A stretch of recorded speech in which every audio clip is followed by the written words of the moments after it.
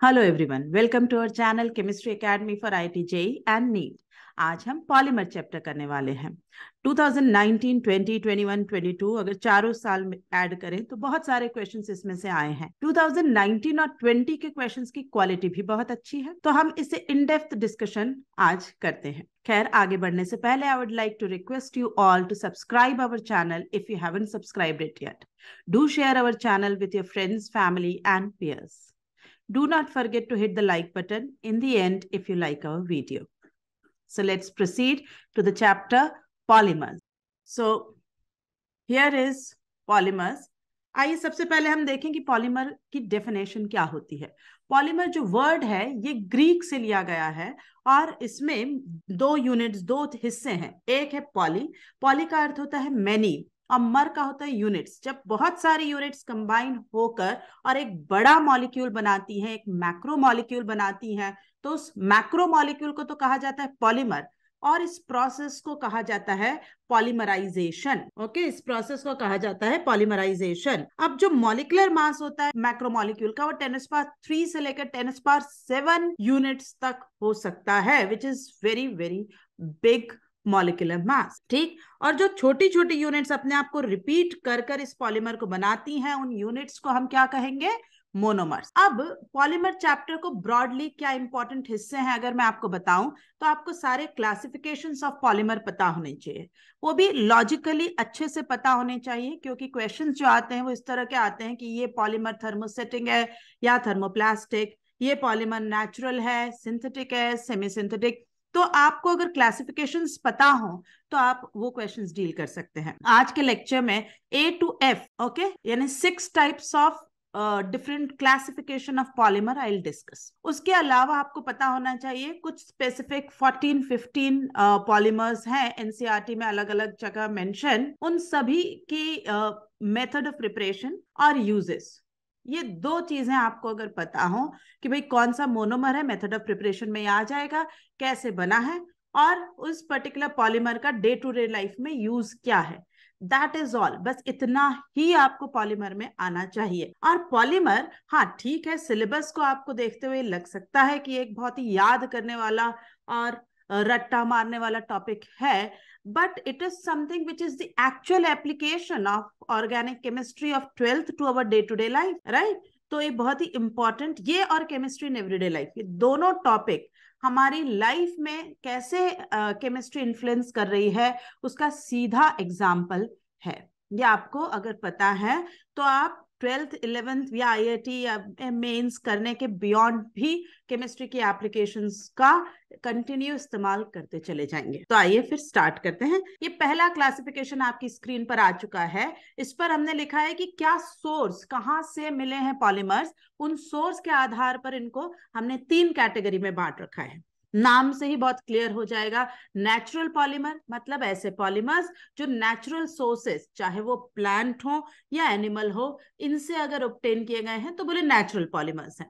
Natural polymer बहुत सारे तरह के आप जानते हैं, जैसे proteins, carbohydrate, cellulose, starch, natural rubbers जो प्लांट के लेटेक्स से हम बनाते हैं, एक पर्टिकुलर तरह के प्लांट के दूध से ये बनता है, या फिर आप सिल्क और नेचुरल वूल भी इसका एग्जांपल बन सकते हैं। सेमी सिंथेटिक पॉलीमर मतलब ये ऐसे पॉलीमर जिनका आधा या कुछ हिस्सा तो नेचुरली ऑब्टेन्ड होगा और उसको हम कोई केमिकल ट्रीटमेंट करके और कोई आर्टिफिशियल ट्रीटमेंट करके और फिर एक पॉलीमर बनाते हैं जो आप इस्तेमाल कर रहे हैं, तो इन्हें कहा जाएगा कि सेमी सिंथेटिक पॉलीमर। इन्हें डिफाइन करते हैं, they are synthetic derivatives of natural polymer. इसका बहुत ही स्टैंडर्ड, बहुत इंपॉर्टेंट एग्जांपल है रेयॉन। रेयॉन जो है वो सेलुलोज का एसिटेट है। सेलुलोज आप कार्बोहाइड्रेट चैप्टर में याद करेंगे ही, उसमें आप एसिटेट ग्रुप अटैच कर दीजिए। क्यों? सेलुलोज में OH है और एसिटेट ग्रुप अटैच करने का अर्थ है एस्टर फंक्शनल ग्रुप उसमें आ जाएगा। ये इस्तेमाल होता है एज बहुत सारी जगहों पर एज रेनकोट्स एंड थ्रेड्स, इसके फाइबर्स, है ना। सेलुलोज नाइट्रेट और दूसरे सेलुलोज डेरिवेटिव भी सेमी सिंथेटिक पॉलीमर की कैटेगरी में ही आते हैं। ठीक, लास्ट कैटेगरी इसमें होती है इज ऑफ सिंथेटिक पॉलीमर।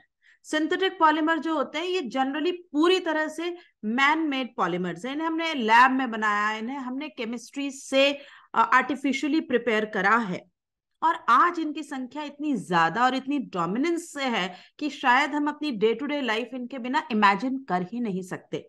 आप सुबह से उठें और रात तक सोएं, बल्कि सोने के दौरान भी आप जिन बेडशीट्स के बीच में हैं वो भी आर्टिफिशियली मेड पॉलीमर्स ही हैं। ठीक, आप सुबह उठते अगर पैर स्लीपर में डाल रहे हैं तो वो पॉलीमर ही है। आप टूथब्रश उठाए हैं, टूथब्रश में जो ब्रिसल्स हैं वो नायलॉन के हैं, उसका जो हैंडल है वो प्लास्टिक का है। अगर आप चश्मा पहन रहे हैं तो उसकी जो फ्रेम्स है, उसकी जो ग्लासेस हैं, they are all made out of different polymer chemistry. So it is something that is so much involve in your day to day life कि आप अप्रिशिएट करना ही भूल जाएंगे कि ये है कहाँ। ठीक, आगे क्लासिफिकेशन नंबर 2 पे आए। सेकेंड क्लासिफिकेशन क्या है कि भाई इसका स्ट्रक्चर कैसा है, स्ट्रक्चर ऑफ द पॉलीमर कैसा है। या तो ये लीनियर हो सकते हैं, सीधी चेन, स्ट्रेट चेन चली जा रही है, कहीं कोई ब्रांच निकली ही नहीं, जैसे पॉलीविनाइल क्लोराइड या हाई डेंसिटी पॉलीथीन। ठीक, ये दोनों लीनियर पॉलीमर बनते हैं। पॉलीविनाइल क्लोराइड, आई होप आपको स्ट्रक्चर थोड़ा बहुत पता हो, ना पता हो तो मैं यहाँ लिख देती हूँ। ये है आपका विनाइल क्लोराइड। अब पॉलीमर जब बनता है तो ये पाई बॉन्ड जो है ना ये ओपन हो जाएगा, इधर एक से जुड़ेगा, इधर एक से जुड़ेगा, तो CH2 यहां से जुड़ा और CHCl यहां से जुड़ा, n नंबर ऑफ टाइम्स, ये आपका हो गया polyvinyl chloride. Branch chain polymers जिनमें जो लीनियर ब्रांच है उनमें से थोड़ी बहुत ब्रांचेस निकलना शुरू हो गई है, जैसे लो डेंसिटी पॉलीथीन इसका एग्जांपल है। ठीक, तीसरा होता है क्रॉस लिंक नेटवर्क पॉलीमर। इनमें काफी ज्यादा इंटर चेन्स जो है कोवलेंट बॉन्ड होंगे। So these are formed by bifunctional या trifunctional monomers and they contain strong covalent bonds between various linear chains, जैसे बेकेलाइट, मेलामिन, ये सब जो है क्रॉस लिंक्ड पॉलीमर में आते हैं। तीसरा क्लासिफिकेशन है रिएक्शन इन्वॉल्व इन पॉलीमराइजेशन। आपने अलग अलग types of reactions in organic chemistry पढ़ी होगी, जैसे एडिशन रिएक्शन और कंडेंसेशन रिएक्शन। एडिशन रिएक्शन में आप क्या पढ़ते हैं कि कोई अनसैचुरेटेड सिस्टम आया और वो बस ऐड होता चला गया, है ना। अब जैसे ये है, आप पॉलीथीन की जब बात करते हैं तो आपने कुछ नया नहीं जोड़ा, यहां से दूसरा, फिर यहां से तीसरा, और इस तरह से जुड़ते चले गए तो ये हो गया आपका पॉलीइथीन। तो ये कैसे हुआ, एडिशन हो गया। Polymers are form by repeated addition of monomer without loss of anything, small molecule like water, CO2, CO, etc. Molecular mass of polymer will be n times the molecular mass of monomer. जितने monomer combine किए उतना आप integral multiple पाएंगे। यहां ऐसा नहीं होगा।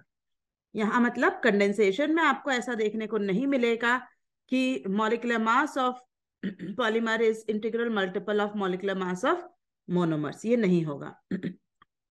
It is formed by condensation of two different bifunctional or trifunctional monomeric species with loss of elimination of small molecules such as water, alcohol, HCl, CO2 वगैरह, जैसे terylene, nylon 6,6, nylon 6, Kevlar etc. ये सब condensation polymers कहलाते हैं। Classification D पर हम आए, ये है मोनोमेरिक यूनिट्स के आधार पर कि कितनी तरह की मोनोमेरिक यूनिट्स कंबाइन हुई है टू फॉर्म द पॉलीमर। मैं संख्या की बात नहीं कर रही, I am not talking about how many numbers, I am talking about how many types. Homopolymer मतलब only one type of monomeric unit if repeats itself continuously, then it is called homopolymer, जैसे polythene, PVC।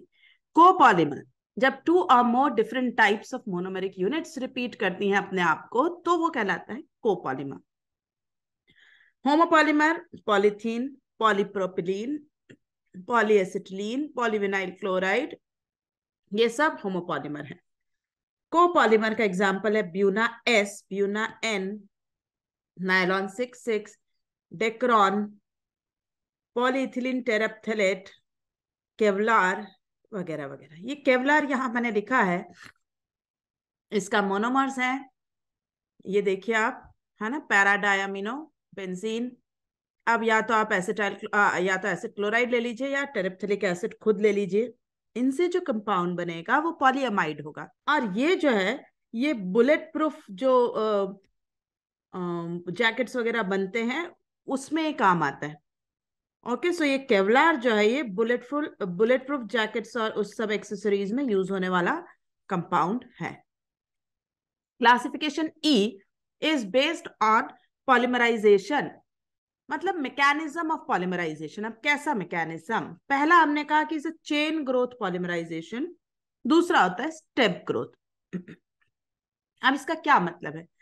देखिए, chain growth में हमारा अर्थ है जैसे कि आप जब एडिशन पॉलीमराइजेशन को देखते हैं तो चेन ग्रोथ मतलब कंटिन्यूअस, लगातार हर स्टेप के साथ चेन ग्रो होती चली जा रही है। और जब वो कंबाइन होती है तो ये भी हो सकता है कि रास्ते में दो बड़ी बड़ी चेन आपस में कंबाइन हो जाए और बना ले बड़ा पॉलीमर। ठीक, ये कंटिन्यूअस एडिशन जो है ये चलता रहेगा अनसैचुरेटेड सिस्टम्स पर, अनसैचुरेटेड मोनोमर्स पर, और वो पॉलीमर की चेन बड़ी होती चली जाएगी, तो उससे हम कहेंगे चेन ग्रोथ पॉलीमर। अभी चेन ग्रोथ पॉलीमराइजेशन में 3 स्टेप्स हमेशा देखी जाती, इनिशिएशन, प्रोपगेशन और टर्मिनेशन, ये 3 होनी चाहिए। खैर, अभी हमें इस और अगले पेज पे डिस्कस करना है। स्टेप ग्रोथ जो है ये यूजुअली जब ऐसी चीजें जो एक से ज्यादा फंक्शनल ग्रुप वाली हो, मतलब मैं क्या कह रही हूँ, एसिड और अल्कोहल कंबाइन कर रहे हैं, है ना, एसिड और अमीन कर रहे हैं, तो जब एक से ज्यादा फंक्शनल ग्रुप इन्वॉल्व हो तो वो जब कैसे आगे बढ़ते हैं, देखिए ये मैंने एग्जांपल लिया है ना, ये है हमारा एडिपिक एसिड और ये हमने लिया है हेक्सामिथिलीन डायमीन, ये आपस में कंबाइन हुए, दोनों मिले 2 मोनोमर बन गए, मैंने कहा एक डायमर बन गया। अब ये वापस एक मोनोमर पे गए, फिर से इन्होंने ट्राइमर बनाया। अब ये ट्राइमर दोनों साइड मोनोमर से या डायमर से रिएक्ट कर ये पेंटामर बने। अब it has only one type of reaction involve, और इस पूरी प्रोसेस में, इन स्टेप ग्रोथ में, नॉर्मली कोई ना कोई स्मॉल पार्ट, कोई स्मॉल मॉलिक्यूल, जैसे इसमें वाटर जाता रहेगा, लूज होता रहेगा, जबकि ये चीज आपको चेन ग्रोथ में नॉर्मली देखने को नहीं मिलेगी। ठीक है, generally chain growth polymers are addition polymers and step growth polymers are condensation polymers, but this is not always true। ये यूजुअली होता है, ये सही है, लेकिन ये हमेशा सही हो ये जरूरी नहीं है। मैंने कहा स्टेप ग्रोथ वो जैसे कैसे एक एक स्टेप में वो अपनी सेम रिएक्शन के सेट को फिर रिपीट करते हैं, फिर वही रिएक्शन को रिपीट करेंगे, फिर उसी रिएक्शन को रिपीट करेंगे, जबकि इसमें चेन ग्रोथ में उनकी एक सेट ऑफ रिएक्शन है उनको रिपीट करेंगे। तो ये जो मैंने एग्जाम्पल लिखा है पॉलीयूरेथेन, इसको मैं डिस्कस करूंगी एंड में कि वो एक स्टेप ग्रोथ है लेकिन वो एडिशन पॉलीमर है। तो ऐसे हम कुछ एग्जाम्पल्स को अगर छोड़ दें तो उसके अलावा हाँ जनरली हम ये कह सकते हैं कि जितने भी एडिशन पॉलीमर हैं वो चेन ग्रोथ का एग्जाम्पल है, और कंडेंसेशन पॉलीमर्स जो है वो स्टेप ग्रोथ का एग्जाम्पल होते हैं। अब चेन ग्रोथ पॉलीमराइजेशन इस तरीके से 6 हिस्सों में बांटा गया है: radical, ionic, coordination, living polymerization, ring opening and reversible deactivation polymerization. पर ये आखिरी के 4 ना तो जेईई मेंस में है ना एडवांस में है, तो इनका आपको नाम तक जानना जरूरी नहीं है, मैंने मार्क कर दिया है कि ठीक है होते हैं पर इनसे हमें कोई लेना देना नहीं। हमारे लिए ये दोनों है, एक है रेडिकल पॉलीमराइजेशन और एक है आयोनिक। अब आयन्स 2 होते हैं, या तो आप कैटायन बना सकते हैं या आप अनायन बना सकते हैं, तो कैटायनिक और अनायनिक पॉलीमराइजेशन 2 बना दिए गए। क्लियर? हम पहले रेडिकल पॉलीमराइजेशन को समझते हैं। रेडिकल पॉलीमराइजेशन में जो काइनेटिक चेन, जो चेन को आगे बढ़ा रही है वो कौन है? वो फ्री रेडिकल्स होंगे। और जो रेडिकल्स बनेंगे वो कैसे बनेंगे? रेडिकल्स जब भी बनाते हो या तो आपको फोटोन की हेल्प लेनी पड़ेगी, हीट की लेनी पड़ेगी, या कोई रेडॉक्स रिएक्शन या कोई रिएजेंट जो रेडिकल इनिशिएटर का फंक्शन आपको कर जाए, ऐसी कोई चीज अगर आपको मिल गई तो आपकी ये रिएक्शन शुरू हो जाएगी। ठीक, ये सारे तरह के जो मैकेनिज्म है उनमें से सबसे कॉमन और यूजफुल मेथड है हमारे चेन ग्रोथ पॉलीमराइजेशन के लिए। ठीक, इसका एग्जाम्पल हमारे पास सेम वही पॉलिथीन, पीवीसी, ऑर्लॉन वगैरह है ही। ये chain radical reaction, chain growth radical mechanism से बनते हैं। एक मैकेनिज्म हम देखते हैं, और मैकेनिज्म में आप ये बात ध्यान दीजिएगा कि आपको हर स्टेप पर एक स्टेबल रेडिकल ही बनाना है। कहीं पर भी you can not compromise at any step with the radical stability. That is the key to all these questions. ठीक, तो अब देखिए यहां पर मैंने क्या करा, सबसे पहले मैंने ये जो स्टेप ली, इससे मेरे रेडिकल की स्टार्ट हुई। ये मेरा रेडिकल जनरेटर, रेडिकल इनिशिएटर का काम कर रहा है R डॉट, है ना। हमने परऑक्सी अनहाइड्राइड लिया, जब HNO लिया तो ये बॉन्ड होमोलिटिकली टूटा, लेकिन ये RCO dot will further break into R dot and CO2। अब ये R डॉट जो है वो हमारे स्टाइरीन पर अटैक करा। मैं पॉलीस्टाइरीन का एग्जांपल ले रही हूं, यहां हम बना रहे हैं पॉलीस्टाइरीन। पॉलीस्टाइरीन बड़ा ही फेमस कंपाउंड है, मैं बताऊंगी अभी एंड में आते हैं। तो ये R डॉट इस पर आया। अब देखिए आपके पास दो पॉसिबिलिटी थी रेडिकल बनाने की, 1 डिग्री या 2 डिग्री, बट हमें कौन सा बनाना है, 2 डिग्री। और वो भी यहाँ तो पर्टिकुलरली बेंजाइल है, क्योंकि it is resonating with benzyl, तो आपको स्टेबल ही रेडिकल हर स्टेज पर लेना है। अब ये जो स्टेबल रेडिकल बना, ये फिर से दूसरे मॉलिक्यूल ऑफ स्टायरीन पर अटैक कर रहा है। ठीक, अब हमारा ये जो रेडिकल है ये दूसरे स्टायरीन पर अटैक करा, फिर से स्टायरीन पर अटैक करेगा तो ये बन गया, फिर से आपने स्टेबल रेडिकल बनाया। अब ऐसा एन टाइम्स ये प्रोसेस होती ही चली जाए, है ना। ये फिर से एक स्टायरीन पर अटैक करे और फिर से करे, तो this is how you will have a polystyrene. अब ये इसका एक्टिव साइट कंटिन्यू कर गया, ये फिर से आगे कहीं और अटैक कर सकता है, या फिर ये यहां से H लूज करके वापस डबल बॉन्ड बना लेगा। दोनों ही चीजें हो सकती है। अब इतने बड़े मॉलिक्यूल में एक कोने में क्या बचा क्या नहीं, उससे कुछ खास फर्क पड़ता नहीं, इसलिए वो इंपॉर्टेंट नहीं। टर्मिनेशन, टर्मिनेशन अगर ये जो रेडिकल हमारा यहां पर बना था, ऐसे दो रेडिकल आमने सामने आपस में आकर टकरा गए, ओके, तो ये जो चेन रुक जाएगी ये बड़ी सी बनकर, ये आपका कहलाएगा चेन टर्मिनेशन स्टेप। यहां पर आपकी चेन टर्मिनेट हो गई है। क्लियर? तो आपने क्या सीखा कि रेडिकल चेन रिएक्शन मैकेनिज्म आपको फॉलो करना है। यहां पर ये स्टेप्स पहली दो are your radical chain initiations. ये बीच वाली स्टेप जो है, ये इससे अटैक, फिर इसने दूसरे पर, फिर इसने तीसरे पर, ये जो चल रहा है ये है आपकी चेन प्रोपगेशन स्टेप।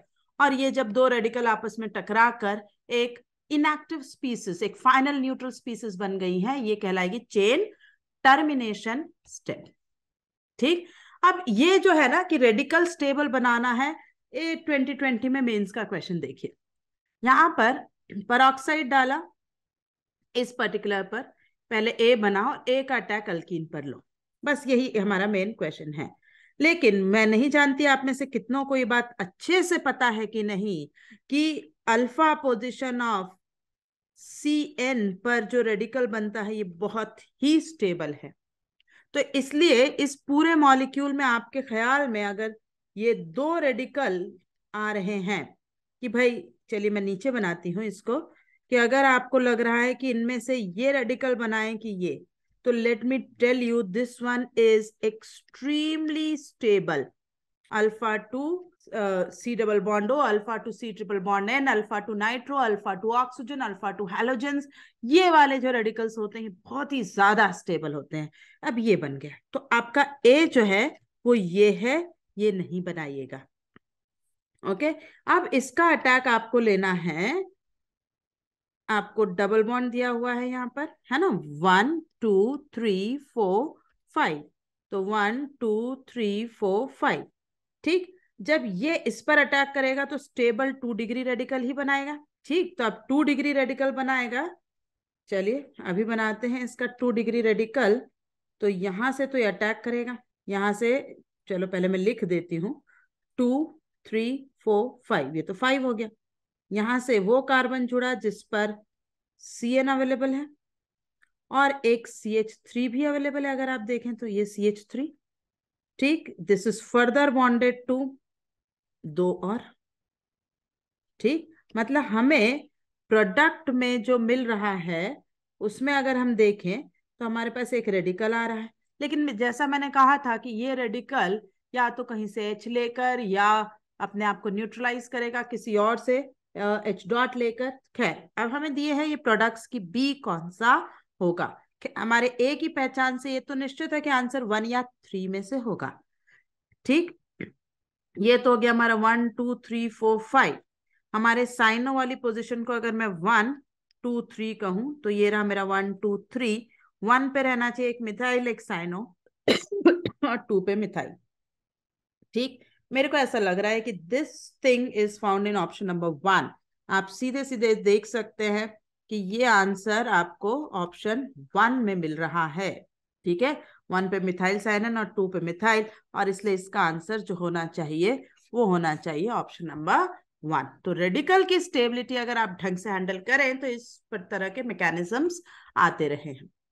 दूसरा हमने कहा था कि चेन ग्रोथ में दूसरा टाइप था आयनिक पॉलिमराइजेशन।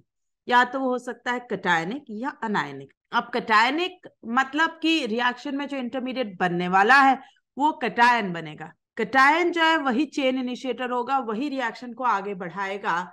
जैसे आप पॉलीविनाइल पॉलीमर्स जो है उनको आप लुईस एसिड्स की प्रेजेंस में ले सकते हैं। हाँ, इसमें मैं ये नहीं कह रही कि आपको बहुत बड़े बड़े मॉलिक्यूल्स मिल जाएंगे इतनी आसानी से, लेकिन पॉसिबल है। अब ये इस तरह से अटैक करें। ठीक, अब ये जो अभी मैंने बनाया ये तो कोई अच्छा स्टेबल कार्बोकैटायन नहीं बन रहा है। अगर स्टेबल बनेगा तो ये चीज और भी बढ़िया होती चली जाएगी, और ऐसे ही n नंबर ऑफ टाइम्स। ठीक, तो इसे आप कहेंगे कटायन की मौजूदगी में कटायन के थ्रू पॉलिमराइजेशन हो रहा है तो बोले कटायनिक पॉलिमराइजेशन। इसी तरह से अगर कहीं अनायन के माध्यम से हो रहा है ना, if anion is a chain initiator, if some electronegative or electron withdrawing group is present in the molecule, then anionic polymerization is observed। और अगर वो हो रहा है तो उसे आप कहेंगे अनायनिक पॉलिमराइजेशन। लेकिन इस पर्टिकुलर की खासियत है कि इसमें चेन टर्मिनेशन देखने को नहीं मिलता है कि दो अनायन टकरा जाए या कुछ ऐसे डायरेक्ट लूज कर जाए, थोड़ा इसमें मुश्किल है। ठीक, आते हैं हमारे लास्ट क्लासिफिकेशन पर जो सबसे इंपॉर्टेंट भी है, वो है based on the molecular forces in the polymer. कि जो आपकी एक लीनियर चेन बन रही है या मल्टी चेन बन रही है वो आपस में कैसे इंटरेक्ट कर रही है। तो इसमें 4 कैटेगरी होती है। पहली कैटेगरी होती है फाइबर्स की। फाइबर्स जो है वो सबसे स्ट्रांग होते हैं। There chains are interlinked by strong covalent bond, hydrogen bond, dipole interaction, तो बड़ी ताकतवर होते हैं, है ना। In strength some of the fibres are of the type of steel, इतने स्ट्रांग इतने ताकतवर होते हैं कि स्टील की नेचर को टक्कर देते हैं। ठीक, बहुत सारी कैटेगरी हो सकती है फाइबर्स की, लेकिन जैसे एग्जांपल हमने यहाँ लिखा है इज अ पॉलीअमाइड। इनके बारे में कुछ 4 इंपॉर्टेंट प्रॉपर्टीज, ये क्रिस्टलाइन होंगे, शार्प मेल्टिंग पॉइंट दिखाते हैं, इनका टेंसाइल स्ट्रेंथ ज्यादा होगा, और ये हाई मॉड्यूलस रखते हैं। तो ये 4 इनकी खासियत होगी। दूसरी टाइप होता है इलास्टोमर। इलास्टोमर मतलब elastic, something that can be stretched and brought back to its original shape, those are called elastomers. अब इलास्टोमर्स हैं, स्ट्रेच हो रहे वापस आ रहे, इसका मतलब है कि इनमें आपस में बहुत ताकतवर फोर्स ऑफ अट्रैक्शन नहीं है, और बिल्कुल ही नहीं है। जो पॉलीमर्स होते हैं या पॉलीमर्स की जो चेन होती है इनमें, वो आपस में सिर्फ और सिर्फ वैन डर वाल्स फोर्स पर निर्भर कर रही होती है। Elastomers become soft on heating and can be molded into any desired shape. Natural rubber जो है वो इसका एग्जाम्पल है। इसमें वीक इंटरमोलिकुलर फोर्सेस होते हैं, और इसलिए इसकी स्ट्रेचिंग, आप थोड़ी सी फोर्स लगाइए और आप इसको स्ट्रेच करने में कामयाब हो सकते हैं। ठीक, जब हम इसको प्रोसेस करते हैं, फ्यू क्रॉस लिंक्स में be introduced in between the chain, और यही क्रॉस लिंक की वजह से ये वापस खिंचकर अपने ओरिजिनल शेप पर आने की पूरी कोशिश करते हैं। ठीक, अगर ये नहीं होती तो ये वापस आते भी नहीं। तीसरी कैटेगरी होती है थर्मोप्लास्टिक पॉलीमर की। थर्मोप्लास्टिक में क्या होता है, ये लीनियर पॉलीमर है, लेकिन इनमें आपस में कोई क्रॉस लिंक नहीं होती है। ठीक, these are generally soluble in organic solvent and the intermolecular forces of attraction जो होंगे थर्मोप्लास्टिक में, वो इलास्टोमर और फाइबर के इंटरमीडिएट होते हैं। ये ऑर्डर का ही सवाल एक बार आया हुआ है कि what is the relative order of intermolecular forces in the following. सबसे स्ट्रांग है बेटा फाइबर, और सबसे कमजोर इलास्टोमर, और ये है उन दोनों के बीच में थर्मोप्लास्टिक। ठीक, थर्मोप्लास्टिक क्या होता है, आप इसे हीट करेंगे तो ये नरम पड़ जाएंगे। जैसे आप पॉलिथीन लीजिए और उसको कैंडल फ्लेम में दिखाइए तो कैसा नरम हो जाता है, आप उसे हाथ से शेप दे सकते हैं, और ठंडा होने पर वो वापस हार्ड हो जाएगा। Heating does not cause any cross linking, ऐसा नहीं होगा कि हीट करने से कोई बॉन्ड इस लेयर का उस लेयर पे बंध जाए और स्ट्रेंथ बढ़ जाए, ऐसा नहीं होगा। इसलिए ये बहुत आसानी से मोल्ड किए जा सकते हैं इनटू डिफरेंट शेप्स। और आप इस प्रोसेस को कितनी भी बार करते रहिए, जैसे लाख है वो भी इसी तरह का एग्जाम्पल जो है polythene, polypropylene etcetera. Thermosetting polymer, okay. आइए, थर्मोसेटिंग पॉलीमर में काफी कुछ लिखा है, मैंने थोड़ा ध्यान से देखें। These polymers are normally made by heating relatively low molecular mass semi-fluid polymers, आप रखें ठीक ना रखें छोड़ें। These polymers are normally made by heating relatively low molecular mass polymers, उनको फिर आप फर्दर हीट करते हैं तब ये बनते हैं। When heated in a mold, thermosetting polymers become infusible and form an insoluble hard mass. As a result, once molded, thermosetting plastics cannot be remelted or reshaped by heating. Thus, thermosetting polymers can be processed only once. बस आप एक ही बार इसको एक निश्चित shape में ढाल सकते हैं, उसके बाद ये वापस अगर आपने बदलने की कोशिश करी तो ये नहीं होगा, ये फिकेगा बस, it is waste. When low molecular mass semi-fluid polymers are heated, extensive cross-linking between different polymer chains takes place. Formation of these cross-links lead to a three-dimensional network of bonds connecting the polymer chains. Example in bakelite. The three-dimensional network structure does not soften on heating, and thus thermosetting polymers cannot be reprocessed. Example is phenol formaldehyde resin, which is bakelite, melamine formaldehyde resin. ये सभी जो है ये thermosetting polymers हैं। Bakelite बहुत सारी जगह use होता है, बहुत इंपॉर्टेंट है, लेकिन हाँ वो थर्मोसेटिंग पॉलीमर है। जो मैंने आपसे कहा था कि relative order of the strength is fibre, then thermoplastic and then elastomer. अब हम आगे बढ़ने से पहले इस कैटलिस्ट को याद रखेंगे कि एक कैटलिस्ट होता है जिगलर नाटा कैटलिस्ट। ये दो अलग अलग लोग थे, जिगलर अलग है, नाटा अलग है, और इन दोनों की कॉम्बिनेशन ऑफ वर्क से जो कैटलिस्ट इस्तेमाल होता है, एक्चुअल में it is a big class of catalyst, लेकिन हमें इसमें से जो उपयोग है वो है ET3AL, ट्राई इथाइल एल्यूमिनियम, और TiCl4 का। ये अगर ऑप्शन में हो तो आप इसे बिल्कुल टिक करते हुए चले कि ये कैटलिस्ट जिगलर नाटा कैटलिस्ट है। ये हेट्रोजेनस सॉलिड कैटलिस्ट है, और कैसे ये आगे फंक्शन करेगा और हमारे पॉलीमराइजेशन को एक्सेलरेट करेगा, ये एक डिफरेंट स्टडी है ऑल टुगेदर, बट बहुत ही काम का कैटलिस्ट है, दैट आई हैव टू से। पॉलीथीन, अब हम शुरू कर रहे हैं सम इंपॉर्टेंट पॉलीमर। ओके, हम कुछ पर्टिकुलर कुछ इंपॉर्टेंट पॉलीमर्स को डिस्कस करने जा रहे हैं कि कौन कौन से पॉलीमर्स हैं। मैंने आपसे कहा था ना कि एक तो आपको क्लासिफिकेशन पता हो, और एक जो अलग अलग तरह के पॉलीमर्स हैं इनकी जानकारी हो। बस इतना ही आपको पॉलीमर चैप्टर में आता हो, आपका कोई सवाल पॉलीमर का रुकेगा नहीं। ओके, तो आइए आते हैं। तो सबसे पहले हमने कहा पॉलीथीन। पॉलीथीन मतलब पॉलीईथीन, ये है इथीन, एन नंबर, एक कंबाइन हुई, पाए ओपन हुआ है ना। पहले दो लोग आपस में ऐसे हाथ बांधे थे, एक में और एक सामने कोई, और हमने ऐसे हाथ बांधा। अब हमने कहा कि एक एक हाथ तो हम अपने बांधे रहेंगे, एक किसी और से मैंने ओपन करके और एक दूसरे बंदे ने ओपन करके करा, तो ऐसे जो चेन चलती चली जा रही है वो है पॉलीथीन। ओके, कुछ भी हमने नया लूज नहीं करा, कुछ ऐड नहीं करा, बस बहुत सारे इथीन के मॉलिक्यूल्स हाथ खोलते गए और बड़े बनते गए, ये है पॉलीथीन। लेकिन किन कंडीशंस में आपने इसको बनाया, इसके आधार पर ये दो तरह की पॉलीथीन है। एक तो होती है लो डेंसिटी पॉलीथीन और एक है high density polythene. Low density polythene 1000-2000 atmospheric pressure के ऊपर 350 से 570 केल्विन, ऑक्सीजन और पेरोक्साइड इनिशिएटर मतलब रेडिकल, तब ये बनाई गई। और इतने हाई प्रेशर टेम्परेचर में इसकी ब्रांचिंग हो जाती है, थोड़े मॉलिक्यूल्स जो हैं वो, मतलब ये जा रहा है, ये जा रहा है, yes there is always a possibility कि इनमें कहीं कहीं ब्रांचेस आ जाएं, और उस ब्रांचेस की वजह से ये बहुत ज्यादा क्लोज कॉम्पैक्ट पैक नहीं हो पाती हैं। ठीक है, इसलिए इनकी डेंसिटी कम रह जाएगी और इसलिए कहलाएंगे हैं लो डेंसिटी पॉलिथीन। जबकि हाई डेंसिटी में क्या करते हैं, देखिए टेम्परेचर काफी कम करने की कोशिश की गई है। 350 570 केल्विन की जगह 333 टू 343 केल्विन में ही हमारा काम हो जाएगा। ओके, मतलब लेस देन 100 डिग्री सेंटीग्रेड पर आपका पॉलीमर मजे से बनेगा। 6 to 7 एटमॉस्फेयर, कहाँ आप 1000 से 2000 एटमॉस्फेयर प्रेशर में बात कर रहे थे। आपको हाइड्रोकार्बन सॉल्वेंट में डालना है कैटलिस्ट और इसको, और रिएक्शन को करवा दो, तो लीनियर मॉलिक्यूल्स होंगे, high density due to close packing.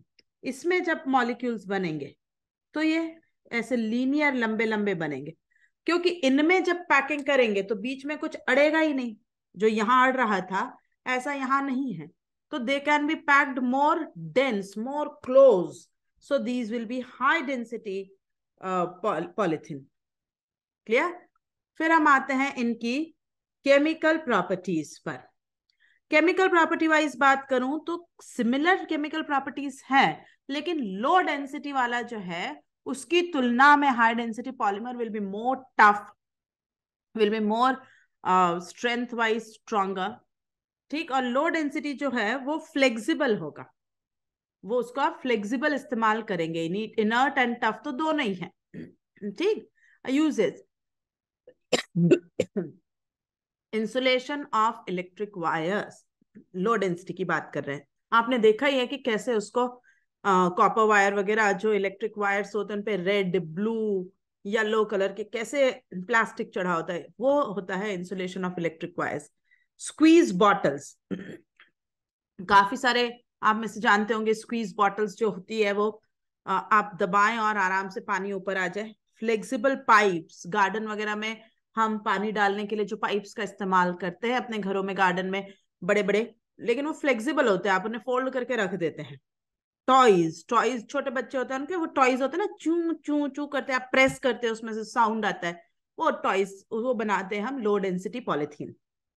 High density के लिए उपयोग में हम लेते हैं, जैसे बकेट्स आपको बनानी है, डस्टबिन्स बनानी है, यहाँ जो पाइप्स एंड बॉटल्स है वो रिलेटिवली मोर टफर की बात हो रही है। ठीक है, मोर मतलब more strong, they are not flexible. ठीक, moving to second type, second polymer called Teflon. Teflon is tetrafluoroethene, ये नाम में ही कहीं हिंट है, tetrafluoroethene Teflon. CF2 double bond CF2, इसको जब हमने वैसे ही जैसे इथीन को पॉलीमराइज करा तो टेफ्लॉन बना। टेफ्लॉन भी रेडिकल से ही बनेगा, ये केमिकली इनर्ट और रेजिस्टेंट है काफी सारे करोसिव रिएजेंट्स के लिए, और इसका बड़ा इंपॉर्टेंट यूज है। और इसमें से सबसे इंपॉर्टेंट यूज जो हम देखते हैं वो है non stick coating of utensils. जो नॉन स्टिक तवा, कढ़ाई, खाना बनाने में कुकर वगैरह हम जो इस्तेमाल करते हैं, उनकी जो अपर कोटिंग होती थी वो टेफ्लॉन कोटिंग होती थी। आज तो हम वापस लौट रहे हैं टुवर्ड्स नॉन स्टिक को छोड़कर आयरन की कढ़ाई या मिट्टी के बर्तनों की तरफ, बट बीच में इनका बहुत क्रेज आया था। हमने ये पाया कि 300 और 350 डिग्री पर ये पर्टिकुलर पॉलीमर जो है वो ब्रेक होता है, और हमारे खाने में इसके कुछ छोटे छोटे पार्टिकल्स आ सकते हैं, तो हेल्थ हैजार्ड है इसके लिए, इसलिए आज हम इसको धीरे धीरे कम कर रहे हैं। तीसरा पॉलीमर है पॉली अक्राइलोनाइट्राइल। अक्राइलोनाइट्राइल, इस शब्द देखो, नाइट्राइल मतलब CN, CN, ये है अक्राइलोनाइट्राइल। अब इसका जब पॉलीमर बनेगा वही रेडिकल के through N number of times, तो ये बन जाएगा poly acrylonitrile. It is used as substitute for wool in making fibres called Orlon और एक्रिलान। देखो बेटा, जो नेचुरल वूल होता है ना वो बहुत ही नाजुक होता है, बहुत ही उसका आप धागा अगर खींचेंगे तो वो टूट जाएगा। उसके अलावा आप उसे ज्यादा इंटेंसली डाई भी नहीं कर सकते, ब्लीच भी नहीं कर सकते, उसमें बहुत सारी लिमिटेशंस होती हैं। लेकिन हम जो स्कूल वगैरह में स्वेटर यूज करते हैं, they are relatively more, I would say more rough and tough and can stand more chemical treatments. तो वो सब जो होती है वो आर्टिफिशियल वूल से बनी होती है।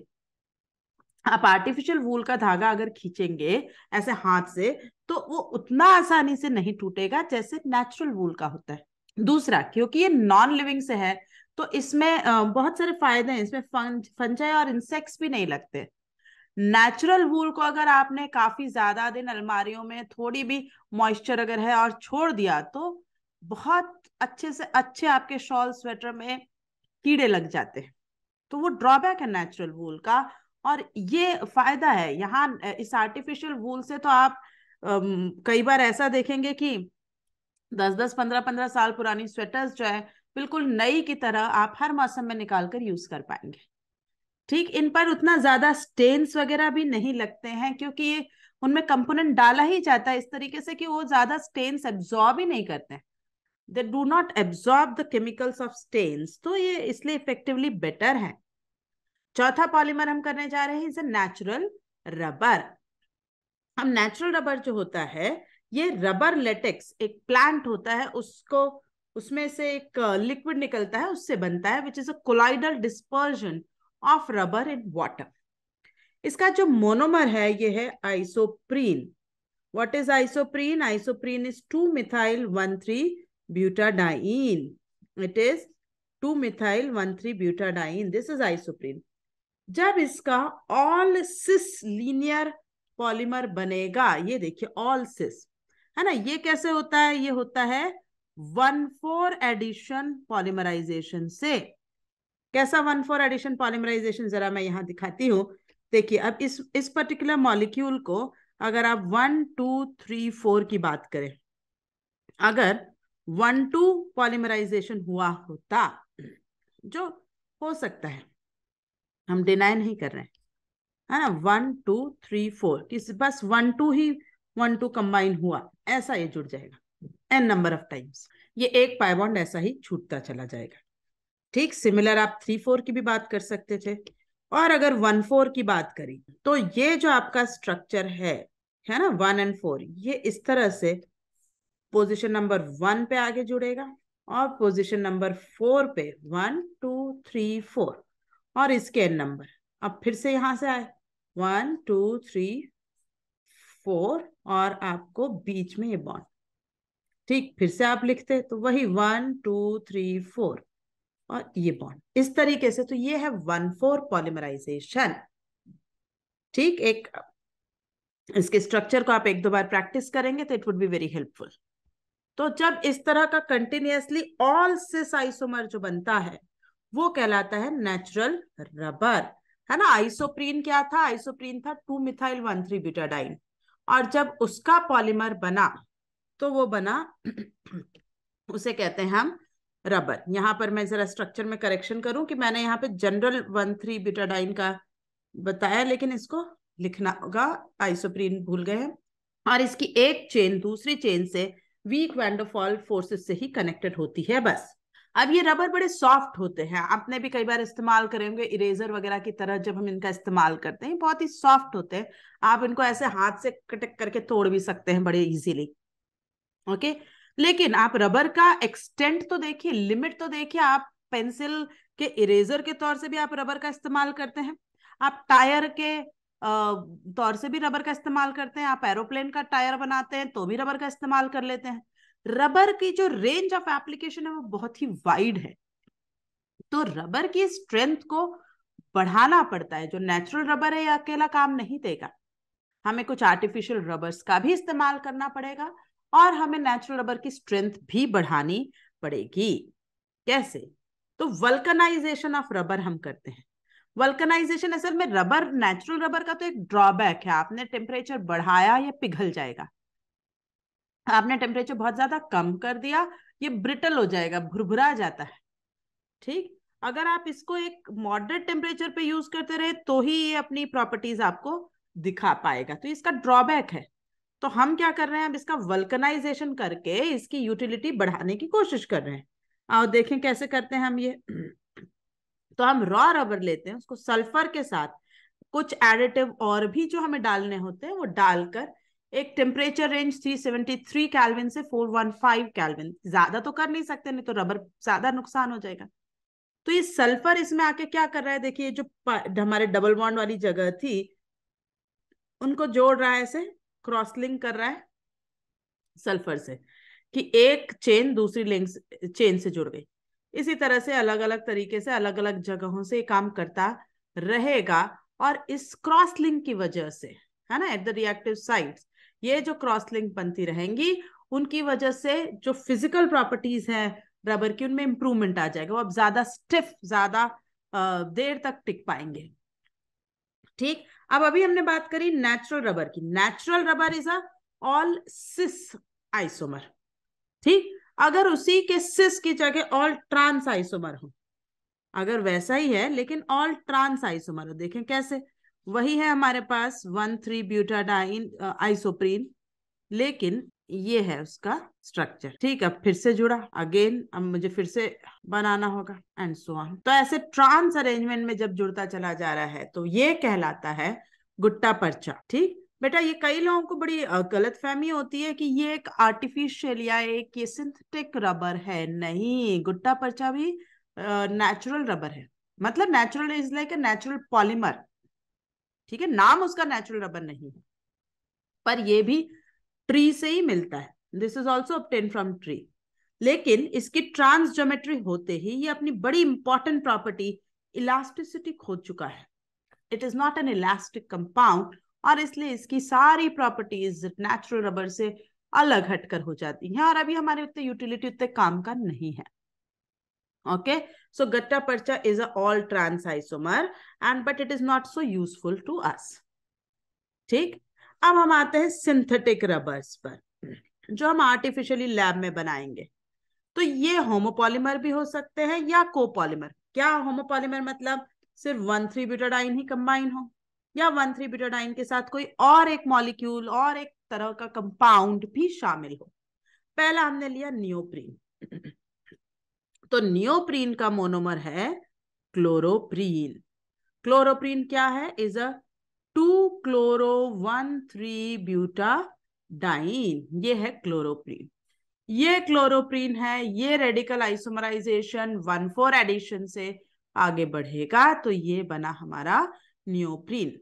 देखो बेटा, आइसोप्रीन, क्लोरोप्रीन, नियोप्रीन, ये तीनों बड़े आसपास के नाम हैं। और हमसे पूछा जाएगा ना कि भाई मोनोमर कौन सा है, पॉलीमर कौन सा है, तो ध्यान रखिएगा कि नियोप्रीन जो है वो पॉलीमर है, उसका मोनोमर है chloroprene. Isoprene is also monomer but is of natural rubber. तो इन तीनों में आपको ध्यान रखना है, नियोप्रीन जो है वो पॉलीमर है, क्लोरोप्रीन आइसोप्रीन है मोनोमर। ये हुआ नियोप्रीन। अब अभी तक आपने जो भी पढ़ा, पॉलीथीन, पीवीसी, टेफ्लॉन इस लिस्ट में नहीं है, पॉलीएक्राइलोनाइट्राइल, नेचुरल रबर, नियोप्रीन, ये सभी होमोपॉलीमर्स भी हैं, ये चेन ग्रोथ पॉलीमर भी हैं, और ये थर्मोप्लास्टिक पॉलीमर्स भी थे। ठीक, अब हम बढ़ते हैं सिंथेटिक रबर में टाइप नंबर नेक्स्ट पर, है ना। नियोप्रीन वाज आर्टिफिशियल और synthetic rubber but was of a homopolymer. अब आ रहे हैं दोनों कोपॉलीमर। ब्यूना एन, तो ये एन जो शब्द है ना, ये आपको याद रखना है, ये एन शब्द ही है अक्राइलो नाइट्राइल, नाइट्राइल को नाइट्राइल से एन। ब्यूना एस, ये एस शब्द जो है ये है styrene. Buena is fix 1,3 butadiene, वो है ब्यूना। ठीक, वो 1,3 ब्यूटाडाइन के लिए ब्यूना कहा गया। और एन है तो ब्यूटाडाइन प्लस एक्राइलोनाइट्राइल, और एस है तो स्टाइरीन। क्लियर। और ये देखिए 1,4 एडिशन से एक्राइलोनाइट्राइल के साथ जुड़कर ये बनते चले जा रहे हैं बड़े बड़े पॉलीमर। ठीक, ऐसे ही आप देखेंगे स्टाइरीन के साथ कैसे आगे बढ़ गया। क्लियर। तो इस तरीके से ही आगे बढ़ते चले जा रहे हैं। यहाँ तक कोई समस्या नहीं होनी चाहिए, लेकिन हाँ, ये इनके इस्तेमाल आपको याद रखने पड़ेंगे कि ऑयल सील्स, टैंक लाइनिंग वगैरह में। Buna S is used in auto tyres, floor tiles. Okay, tiles में हम इसका इस्तेमाल करते हैं, फुटवेयर कंपोनेंट्स में, केबल इंसुलेशन में, यहाँ इन सब का इस्तेमाल होता है। Neoprene is used in manufacturing of conveyor belts, gaskets and hoses. Gaskets आपको पता है, गैस्केट्स जो होती है बेसिकली वाइसर टाइप रिंग्स होती हैं। जैसे प्रेशर कुकर की जो रिंग होगी ना, वो गैस्केट कहलाती है। तो वो high pressure and high temperature sustain भी करती है और कैसे इंसुलेटिंग लेयर बनाती है, वो गैस्केट है। कन्वेयर बेल्ट्स, कन्वेयर बेल्ट्स जब अपन एयरपोर्ट्स पे अपना सामान लेने के लिए रुकते हैं तो वो जो ब्लैक कलर का बेल्ट चल रहा होता है जिसपे आपका लगेज आता है, वो कन्वेयर बेल्ट्स बनाने में भी इस नियोप्रीन का यूज किया जाता है। अब हम बढ़ रहे हैं कैटेगरी पॉलीअमाइड्स में। नंबर मैंने कंटिन्यूएशन में डाले हैं बेटा, तो वो ऐसा नहीं कि पॉलीअमाइड्स के 1 2 कंटिन्यूएशन में चल रहे हैं। पॉलीअमाइड्स जैसे नायलॉन 6 या नायलॉन 6। देखो नायलॉन अगर अमीन और एसिड से दोनों अलग अलग मॉलिक्यूल से बना है, तो ये जो 2 नंबर का रिप्रेजेंटेशन हो रहा होता है, ये कार्बन की काउंट है। और फर्स्ट जो नंबर होगा ना, जैसे एन डैश ऐसा कोई नंबर है, तो एन जो है वो अमीन में कार्बन की काउंट होगी और एन डैश जो है ये एसिड में होगा। ये फिक्स रूल है, ये आईयूपीएसी नेम है। तो नायलॉन 6 यहाँ तो आप इंटरचेंज भी कर देंगे तो चल जाएगा, पर अगर आपसे ऐसा सवाल पूछा जाए कि हाइपोथेटिकली हमने बनाया है नायलॉन 4 6, तो बताइए 4 जो है वो अमीन में कार्बन है या एसिड में है? तो आंसर है 4 is in amine and 6 is in acid. Okay, ये काउंट ऑफ कार्बन को रिप्रेजेंट करता है। चलो, तो अब नायलॉन 6 का मोनोमर है हेक्सामिथिलीन डायमीन एंड एडिपिक एसिड। ठीक, एडिपिक एसिड इज 6 कार्बन का एसिड, तो 2 तो COH हो गए, 4 बीच में, और ये हेक्सामिथिलीन डायमीन। अब यहां पर देखिए एसिड और अमीन आपस में कंबाइन कर रहे हैं, है ना। हमारे पास जो चीज कंबाइन कर रही है वो है कार्बोक्सिलिक एसिड और अमीन। अब जब एसिड और अमीन कंबाइन करेंगे तो इनमें जो लिंकेज बनता चला जाएगा वो अमाइड लिंकेज बनता जाएगा।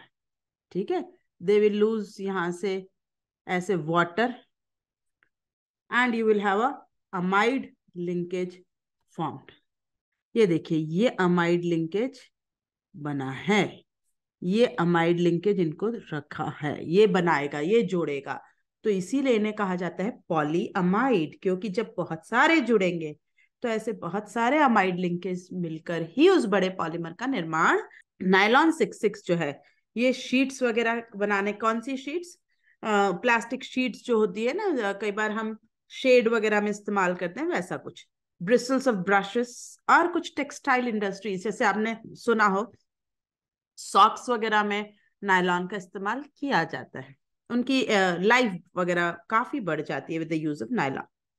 नायलॉन 6 जब आप एक ही नंबर बोल रहे हैं, मतलब सिंगल मोनोमर ही होने वाला है और उसी में अमीन और उसी में एसिड होने वाला है। जैसे नायलॉन 6 का जो मोनोमर है वो है कैप्रोलैक्टम।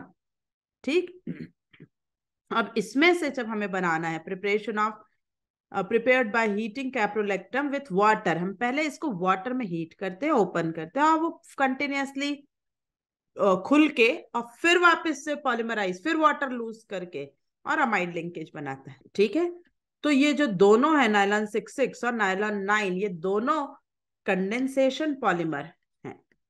ठीक, बोथ जो हैं ये कंडेंसेशन पॉलीमर्स में जाएंगे। दोनों जो है वो स्टेप ग्रोथ भी कहलाते हैं। ठीक, हाँ, लेकिन nylon 6 is a homopolymer, nylon 6 will be called copolymer. अब हम बढ़ते हैं पॉलीएस्टर। देखो नाम में ही हिंट होती है एस्टर, इसमें जो फंक्शनल ग्रुप जोड़ेगा वो है एस्टर। और एस्टर लिंकेज कहाँ से बनता है? एस्टर बनता है एसिड और अल्कोहल से। तो यहाँ आपको एसिड और अल्कोहल की कॉम्बिनेशन देखने को मिलेगी। सबसे पहला, सबसे इंपॉर्टेंट, मतलब कोई ऐसा साल नहीं है जिसमें डेक्रॉन पे क्वेश्चन मेंस में ना आया हो।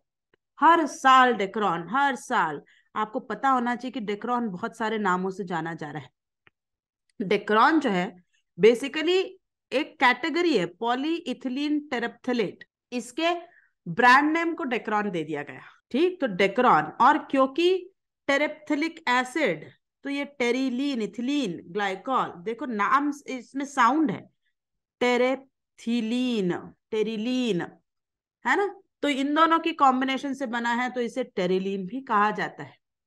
ये जो फाइबर्स होते हैं ये ग्रीस रेजिस्टेंट होते हैं। जो स्कूल शर्ट्स आप लोग यूज करते हैं यूजुअली, जो भी blue white whatever colour, they are never of pure cotton. उनमें हमेशा आप अगर उस कपड़े को पढ़ेंगे तो उनके ऊपर लिखा होता है कि 60% कॉटन, 40% टेरिलीन, या कुछ इम्प्योरिटी मिलाई जाती है, और उसका कारण होता है क्योंकि आप स्कूल शर्ट्स को बच्चे जिस तरह से इस्तेमाल करेंगे, क्योंकि बच्चे ही हैं तो उस पर गिराएंगे भी, टिफिन भी गिराएंगे, सब्जी भी गिरेगी, अचार भी गिरेगा, और सब्जी और अचार के दाग, ओह व्हाइट शर्ट्स, है ना, बहुत मुश्किल हो जाएगी।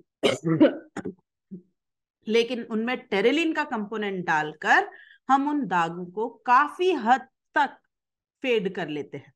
मैं ये नहीं कह रही बिल्कुल चले जाएंगे, an experience mother talking, but कम हो जाते हैं। तो अगर टेरिलिन ना करके हम प्योर कॉटन के शर्ट्स बच्चों को पहनाने लगे, तब तो समझ लीजिए हर महीने आपको बदलने पड़ेंगे। ठीक, तो Dacron fibres are grease resistant, used with cotton and wool as a blend and for fixing glass materials in safety helmets. ठीक, Dacron is a brand name, ये यहाँ आप याद रखेंगे, बहुत important, very important polymer it is a thermoplastic polymer, ethylene glycol और terephthalic acid, Terylene, Dacron और PT, ये तीनों नाम एक ही चीज के हैं। एक और पॉलिएस्टर होता है लेकिन उसको ये नाम नहीं, नाम उसका दूसरा है ग्लिप्टल, और ग्लिप्टल मुझे अलग से लिखना पड़ा है क्योंकि ये थर्मोसेटिंग है और वो थर्मोप्लास्टिक है। देखो अंतर है ना, ये मतलब गर्म करने पर इरिवर्सिबल लॉस हो जाएगा थर्मोप्लास्टिक, ठीक है, पिघल जाएगा, मोल्ड हो जाएगा, कैन बी मोल्डेड। ये थर्मोसेटिंग इरिवर्सिबल लॉस तो होगा लेकिन it can not be remoulded. यहां पर जो है ये थैलिक एसिड और ग्लाइकॉल का यूज हुआ है, वो टेरेप्थेलिक एसिड था, ये थैलिक एसिड है, और ग्लाइकॉल, ग्लाइकॉल वही है, इथिलीन ग्लाइकॉल, ठीक, लेकिन टेरेप्थेलिक की जगह थैलिक, तो और कुछ नहीं है। उसी तरह से वापस से, है ना। अच्छा, ये एन वाली चीज कैसे लिखते हैं, आप चाहें तो 2-3 बार लिख लिया करें और जो सेट कॉमन आ रहा उस पर ब्रैकेट लगा ले, that is how you can find. Okay, जैसे यहाँ ऑक्सीजन से छोड़ दिया तो यहाँ एस्टर जुड़ेगा, यहाँ पर मैंने एस्टर लिंकेज बनाना है, वो मैंने बनाया। और ये COO नहीं लिखूंगी मैं, क्योंकि यहां से एग्जैक्ट आप इस सेट को आगे लिखने वाले हैं, इसको पूरा का पूरा यहाँ आपको कॉपी पेस्ट करना है। ओके, दैट इज वाई आप उसको नहीं लिखेंगे उस तरीके से। ओके, देखिए, used in manufacture of paints and lacquers, lacquers जो है ना, ये लैमिनेट्स वगैरह पे पॉलिश के लिए, उनको चिकना करने के लिए, सुंदर दिखाने के लिए इस्तेमाल में होने वाली वार्निश या पॉलिश है। ठीक, अब आते हैं हम फिनॉल और फॉर्मल्डिहाइड के पॉलीमर्स पे। बड़े काम के पॉलीमर्स हैं, है ना, phenol formaldehyde, linear polymer of phenol and formaldehyde. सबसे पहले हम जा रहे हैं linear polymer of phenol and formaldehyde presence formed in presence of acid और base by equimolar mixture of phenol formaldehyde. ये होता है नोवोलेक। नोवोलेक को याद रखने के लिए आप याद रखें, एक एडवर्टाइज आया करता था, या अभी भी आता हो तो मुझे पता नहीं, नेरोलेक पेंट, नोवोलेक। ये नोवोलेक और नेरोलेक कुछ कुछ साउंड जो है ये मिलते हैं, तो ये पेंट इंडस्ट्री में इस्तेमाल होता है। ठीक, अब ये कैसा है, देखिए H+ या OH माइनस, ये simple EAS electrophilic aromatic substitution से बना है। अगर कंडीशंस एसिडिक हैं मान लीजिए, तो ये हमारा HCHO, उस पे एसिडिक मीडियम ने अटैक करना है ना। आपने फिनॉल की एक्टिविटी नहीं बढ़ाई तो आपने फॉर्मल्डिहाइड की बढ़ा ली, और ये कैसे ऑर्थो पैरा पर अटैक, फाइनली एरोमेटिसिटी गेन करते हुए CH2OH बना लेगा ना ये। और फिर ऐसे ही फर्दर सब्स्टिट्यूशन, फिर से HCHO पर एसिडिक मीडियम में अटैक, तो और हो जाएगा। इस तरीके से ये बना है। Is that clear? अगर यही चीज आपने एसिडिक मीडियम में करी होती, सॉरी बेसिक मीडियम में करी होती, तो आप फिनॉक्साइड बनाते, और फिनॉक्साइड का attack, okay, you would have had attack of this phenoxide here, और फिर आप इसी तरह से कैसे एरोमेटिसिटी गेन करते, ये जो H निकलेगा ना, ये H मैंने इसको दे दिया, एंड सो ऑन। तो दोनों ही मीडियम में आप ये बना सकते हैं। और फिर फर्दर ये एसिडिक मीडियम में ये प्रोटोनेट होकर नया carbocation, attack on next string, attack on next string, ऐसे कर करके लीनियर पॉलीमर जुड़ता चला गया from one end to another, तो ये बना है नोवोलेक। ठीक, अब हम अगर इसी नोवोलेक को, है ना, हमने थर्मोसेटिंग के बारे में क्या पढ़ा था कि थर्मोप्लास्टिक पॉलीमर को फिर से ट्रीट किया जाए and they generate cross links. Novolac on heating with formaldehyde undergoes cross linking to form infusible thermosetting polymer called bakelite. ये बेकेलाइट जो है, ये देखो नोवोलेक का स्ट्रक्चर दिखेगा आपको कैसे ये चारों तरफ बढ़ता जा रहा है, और 3D ring, sorry 3D polymer पूरा सब तरफ फैल जाएगा। It is used in combs, कंघों में इस्तेमाल करते हैं, फोनोग्राफ, रिकॉर्ड्स।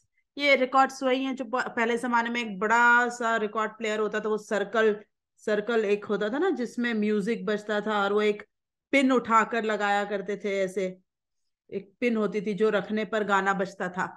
जैसे काफी आप पुरानी मूवी, मुझे जुबैदा पिक्चर में याद आ रहा है कि उसमें इस तरह का ये जो रिकॉर्ड दिखाया गया था, कईयों में होगा, मुझे जो एकदम से याद आया वो है। इलेक्ट्रिकल स्विचेस में इसका इस्तेमाल होता है क्योंकि इट इज इंसुलेटर। ये हीट और इलेक्ट्रिसिटी दोनों के लिए इंसुलेटर का फंक्शन करेगा। And handles of various utensils, pressure cooker का हैंडल, नॉन स्टिक कुकवेयर का हैंडल, उन सब के हैंडल के तौर से इस बैकेलाइट का इस्तेमाल किया जाता है। ठीक, अब आते हैं हम मेलामिन फॉर्मल्डिहाइड पॉलीमर। सबसे पहले ये जो मेलामिन है इसका स्ट्रक्चर बड़ा इंपॉर्टेंट है। ठीक है, वेरी वेरी इंपॉर्टेंट, बहुत ही इंपॉर्टेंट है। याद रखना भी कोई कठिन है नहीं, लेकिन फिर भी आपको है तो बेंजीन की रिंग जैसा ही, और ऑल्टरनेट आपको नाइट्रोजन की सेटिंग कर देनी है। ठीक, और फिर जो कार्बन है उनसे NH2 हटा देना है। अब आपसे इसमें पूछा जा सकता है कि how many lone pairs are there which are resonating. तो resonating lone pairs of nitrogen are 3 lone pairs जो है वो रेजोनेंस में है, 3 लोन पेयर्स जो है उसकी वो नॉन रेजोनेटिंग है। ठीक, 3 लोन पेयर्स जो है वो नॉन रेजोनेटिंग है।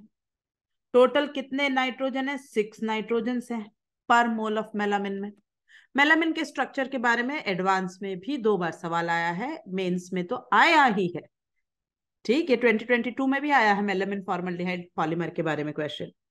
तो ये जो कंपाउंड बनता है मेलामिन एंड फॉर्मल्डिहाइड, ये देखिए ये जो नाइट्रोजन है, कौन सी नाइट्रोजन? जो नॉन रेजोनेटिंग नाइट्रोजन है, ये अटैक कर रही है फॉर्मल्डिहाइड के डबल बॉन्ड O पर, और ये बन जाएगा CH2H। फिर आप एसिडिक मीडियम लेंगे, ये फिर से कार्बोकैटायन बना, और अगली नाइट्रोजन का अटैक, यहां से अटैक, यहां से अटैक, ये चारों तरफ से इस तरह से जब जुड़ता चला जाएगा तो वो आपका कहलाएगा मेलामिन फॉर्मल्डिहाइड रेजिन।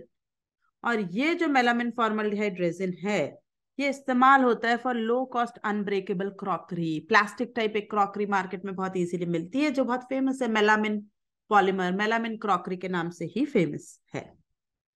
ठीक, though it is not microwave safe, so if you are using please avoid use of melamine crockery.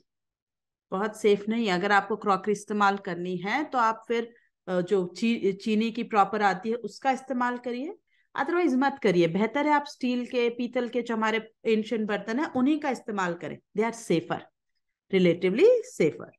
Polystyrene, polymer of styrene, जो हमने शुरू में ही देखा था ना पॉलीस्टाइरीन, जब मैंने रेडिकल मैकेनिज्म आपको समझाया था चेन ग्रोथ का, वहां हमने इसको बनाया है। अब ये कहाँ यूज होता है? It is used as a insulator wrapping material around, it is also used in manufacture of toys, radio and television cabinets. Polystyrene की आजकल पूरी ये जो आप जितने भी सामान हम ऑर्डर करते हैं, ऑनलाइन ऑर्डर करते हैं, अगर आपने कुछ भी मंगवाया है, शूज मंगवाए हैं या आपने कोई डेलिकेट चीज क्रॉकरी मंगवाई है, तो पॉलीस्टाइरीन की रैपिंग में ही तो आती है ना, वो बबल बबल होता है जिसको हम फोड़ते भी हैं, टक टक टक करके आवाज आती है, व्हाइट कलर की शीट होती है, वो पॉलीस्टाइरीन की शीट होती है। पॉलीएसिटिलीन और पॉलीइथाइन, अब आप बोलोगे ये तो पूरे चैप्टर में हमको दिखी नहीं, एनसीईआरटी में ये क्यों ले रहे हो मैडम? बेटा ये हाइड्रोकार्बन में है, और हाइड्रोकार्बन में एसिटिलीन में है।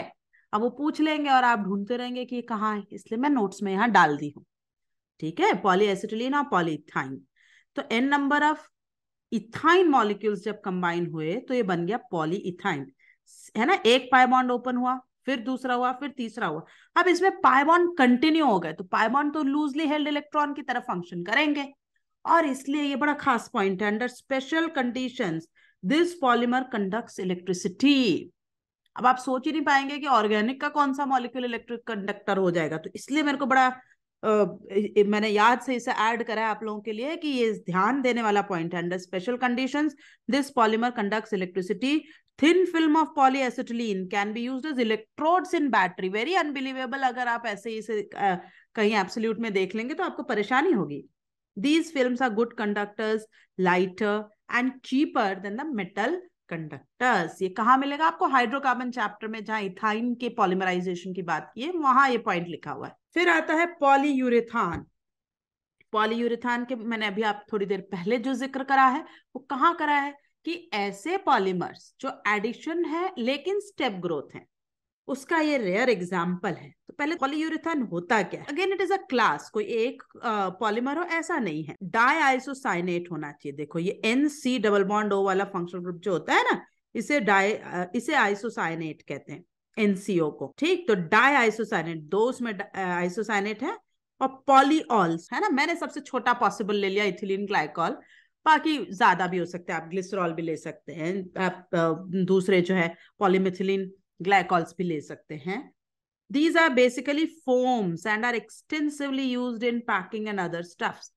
ये जो पॉलीयूरेथान्स है ना, ये कमर्शियली जो फोम्स वगैरह यूज होते हैं पैकिंग में, आइए मैं आपको एक दिखाती हूँ फोम्स। ये सब जो होते हैं, ये फोम्स आप तुरंत पहचान जाएंगे, ये सब जो है ये पॉलीयूरेथान के फोम है, और ये बहुत एक्सटेंसिवली यूज होने वाला पॉलीमर है। और ये पॉलीमर जो है, ये इसकी खास बात जो मैंने आपसे कही वो आपको याद रखना है कि it is an addition polymer. Okay, it is addition polymer but is still step growth. तो जो एक जनरल परसेप्शन होता है कि सारे स्टेप ग्रोथ जो है वो एडिशन ही होंगे, ये गलत है। ठीक, सॉरी, सारे स्टेप ग्रोथ जो कंडेंसेशन ही होंगे, ये गलत है, दोनों हो सकते हैं। Usually that thing is true कि सारे चेन ग्रोथ एडिशन और स्टेप ग्रोथ कंडेंसेशन पॉलीमर होते हैं, बट ये रूल नहीं है। ठीक, so polyurethane, it is a class of polymer form by diisocyanate and polyols. These are basically foams and are extensively used in packing and other stuffs. अब देखिए ये जो OH है, ये इस पर अटैक करा पाई ओपन ऑक्सीजन का या नाइट्रोजन रेजोनेंस के थ्रू, और फिर ये H यहाँ पर नाइट्रोजन पर चला गया। तो ये जो लिंकेज बन रहा है, देखिए इस तरफ ये एस्टर है और इस तरफ अमाइड। तो ये जो लिंकेज होता है ना, जिसमें एस्टर और अमाइड दोनों होता है, ये एक तरफ तो इसमें NH लिंकेज दिखेगा और एक तरफ एक तरफ O, इसे बोलते हैं कार्बामेट। इसे बोलते हैं कार्बामेट लिंकेज, या इसी को ही कहा गया है पॉली यूरिथान लिंकेज या यूरिथान लिंकेज। अब एक बार में हमने एक साइड एक्सप्लेन करी, अब दोबारा इस पर यही मॉलिक्यूल अगर अटैक कर दे, तो जैसे ये oxygen, again if it attacks on similar way on this molecule, है ना, ये ऑक्सीजन फिर से यहां से ऐसे ही अटैक करे और ये फिर पॉलीमर बनता चले, ये पॉलीयूरेथान बनेगा। ठीक, नेक्स्ट हम आते हैं बायोडिग्रेडेबल पॉलीमर्स। बहुत ही इंपॉर्टेंट पॉलीमर्स, बट इनकी अभी हमें बहुत कम जानकारी होती है। याद रखना है, ये 2-3 साल से लगातार पूछे जा रहे हैं। पहला है PHBV, it is poly beta hydroxy butyrate, copolymer है इसलिए combined with beta hydroxy valerate. Valeric acid, valerate मतलब there has to be 5 carbon. ठीक, ये फिक्स है, वैलेरिक एसिड इज 5 कार्बन। ये देखिए, ये जो पेंटानोइक एसिड है ना, ये ही वैलेरिक एसिड है। ये पेंटानोइक एसिड के लिए ही ये कहा गया है वैलेरिक एसिड। तो 1 2 3 4 5 बीटा है ना, जो एसिड है उससे अल्फा, और ये पोजीशन बीटा OH। ठीक, और ये है ब्यूटेनोइक एसिड, तो इसका भी अल्फा, और ये बीटा हाइड्रोक्सी ब्यूटेनोइक एसिड, तो इनसे बनने वाला है एस्टर, है ना, इसका एसिड, इसका अल्कोहल, फिर इसका एसिड, फिर इसका अल्कोहल, ये लिंकेज रिपीट होता चला जाएगा। ये हिस्सा आपको दिख रहा है, ये 4 कार्बन, ये ब्यूटेनोइक हिस्सा का है, और ये जो हिस्सा है ये आपका पेंटेनोइक का है। इस तरह से कंबाइन हुए हैं। क्लियर? तो it is used for PHBV is a thermoplastic polymer. ये इरिवर्सिबली लॉस करेगा अपनी प्रॉपर्टीज को, but can be moulded again and again. It is brittle, ठीक, very expensive, it is use for controlled release of drugs. इसका इस्तेमाल देखिए, बड़ा खूबसूरत इस्तेमाल है इसका। जैसे जब एक्सीडेंट्स होते हैं, बोन्स टूट जाती हैं, तो जब आर्टिफिशियली सर्जरी करके उन बोन्स में कुछ डाला जाता है, ठीक, ऑर्थोपेडिक डिवाइसेस जो डाली जाती है, कि बोन नेचुरली टाइम के साथ शरीर में अपने आप ग्रो करेगी, लेकिन तब तक उस शेप को इंटैक्ट रखने के लिए, ताकि दूसरे सेल्स ग्रो करके उस जगह को खत्म ना कर दें, हम आर्टिफिशियल बोन्स डालते हैं। उन चीजों में इस पर्टिकुलर आइसोमर का पॉलीमर का इस्तेमाल होता है और बेहतरीन इस्तेमाल है, मतलब थैंकफुल टू केमिस्ट्री। ठीक, बहुत important. Controlled release of drugs, जैसे हार्ट सर्जरी हुई है, हार्ट के पास आपको कोई एक कंटिन्यूस ड्रग लगातार देनी है कि वहां कोई इन्फेक्शन ना हो, हार्ट की पंपिंग हो रही है कि नहीं हो रही है, तो वहां स्मॉल पैकेट्स डाल देते हैं जो धीरे धीरे वो drug drop drop drop release होती रहेगी। और जब वो खत्म हो जाएगी तो बॉडी अपने आप ऐसे एंजाइम्स रखती है कि इस पर्टिकुलर पॉलीमर को हम खा जाते हैं, हमारी बॉडी उसको, बैक्टीरियाज होते हैं, एंजाइम्स होते हैं जो इसे खत्म कर देते हैं। सो ये बहुत बड़ा वरदान है for surgeries, medical implants and repairs, especially packaging, orthopedic devices and manufacturing degradable bottles। हाँ, बहुत महंगा पड़ता है इसका बनना, ये थोड़ा मुश्किल है। नेचुरली मिल रहा है अभी भी, ये हमें नेचर में मिलता है ये। Nylon 2 and nylon 6, it is N alternating, मतलब एक बार ग्लाइसिन, एक बार अमीनो कैप्रोइक, फिर ग्लाइसिन, फिर कैप्रोइक, ये ऑल्टरनेट पोजीशन पर आएंगे, इसलिए कहा गया है कि it is N alternating polyamide copolymer of glycine and amino caproic acid. Now this caproic word is a 6 carbon, C5 and 1 6, ये 6 कार्बन के लिए कॉमन नेम इस्तेमाल किया जाता है कैप्रोइक, जैसे वैलेरिक इज फॉर 5 कार्बन। ओके, तो अमीनो मतलब एक तरफ NH2 है और ये कैप्रोइक एसिड, और ये है glycine. Glycine is the smallest amino acid which is optically inactive. तो ये आपस में कंबाइन होते जाएंगे और ये अमाइड लिंकेज से इस तरह से बने। ठीक, ये कैसा था, ये एस्टर था, इट वाज अ पॉलीएस्टर, जबकि नायलॉन 2,6 इज अ अमाइड। ठीक, ये भी उसी तरह से मेडिसिनल इंपॉर्टेंस की चीज है। ये मैंने एनसीईआरटी से ये टेबल आपको कॉपी कर दिया है ताकि नोट्स में आपके साथ शेयर कर पाऊं, है ना। वैसे मैंने इन सब को अलग अलग जगह डिस्कस करा है एक्सेप्ट फॉर पॉलीप्रोपीन, और इसके यूजेस भी हमने ले लिए हैं, but still I am sharing this page also with you. ठीक, आइए थोड़े से क्वेश्चन कर लेते हैं। मैंने कहा था आपसे 2019 और 2020 में बड़े अच्छे क्वेश्चन आए हैं। देखिए, the 2 monomers for the synthesis of nylon 6,6। अब नायलॉन 6,6 में तो कोई दिक्कत नहीं है क्योंकि it is adipic acid and hexamethylene diamine. ठीक, अब आपको ये ध्यान देना है कि 6 जो है वो एसिड में नहीं होते हैं, 6 CH2s नहीं होते एसिड में, टोटल 6 कार्बन होते हैं, तो 1 और 3 तो देखते ही गायब हो गए। ठीक, अब आपके पास जो चॉइसेस बच रही हैं वो हैं 2 और 4, जिसमें एसिड सेम है। अब आते हैं हम अमीन पर, तो अमीन में तो हेक्सामिथिलीन डायमीन, तो answer is 4। Very direct question. Question number next, major product of the following reaction is. आइए इसको देखें, major product of the following reaction is. अब सबसे पहले ये थोड़ा टफ क्वेश्चन है। यहां पर मेरे पास 2 NH2 है, लेकिन ये तो अमाइड है, दिस पार्ट इज अमाइड, मेरे लिए काम का है ये। अब ये कहाँ अटैक करेगा, विनाइल क्लोरीन या एसिड क्लोराइड? Acid chloride. तो ET3N की प्रेजेंस में ये जो HCl निकल रहा है ये हट जाएगा, और हमारे पास जो कंपाउंड बन रहा होगा, है ना, वो ClONH CH2CONH2 ये बन गया है। अब कह रहे हैं इसका फ्री रेडिकल पॉलीमराइजेशन, अब इसका हमें रेडिकल पॉलीमराइजेशन करना है। तो बेसिकली ये पूरी पूंछ तो ऐसी की ऐसी ही रहेगी, सिर्फ ये हिस्सा ही तो पॉलीमराइज होगा, राइट। तो अगर सिर्फ यही हिस्सा पॉलीमराइज होने वाला है तो हम कैसे लिखें इसको, कि ये तो हमारा हिस्सा जो पॉलीमराइजेशन होने वाला है उसको हम लिख देंगे कि ये, ठीक, यहां से, और इस पे एक क्लोरीन होगा, ये N नंबर, और इस पर क्या क्या कनेक्टेड है, तो हम कहेंगे CONH CH2 CONH2।